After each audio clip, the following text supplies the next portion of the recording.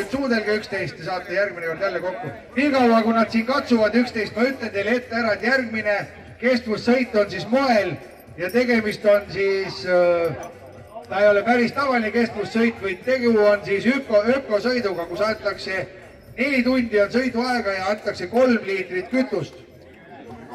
Ja siinkohal üks üleskutse, et olge head inimesed, pange endale paak peale, mis mahutaks 3 liitrit. Sest ma ei kujuta ette, kui te sõidate see liinaka paagiga, siis valatakse teile taskusse see 2 liitrit. Suur aplaus, ma ise peidan ära. Väga ilus. Ära siia. Henn Kink. Ja Joosep Kink.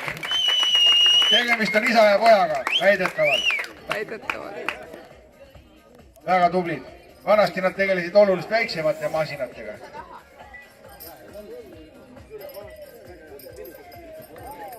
Ja suured aplausid. Kui mehed veel vorstid ka kätte on saanud, siis on kõik korras. No nii.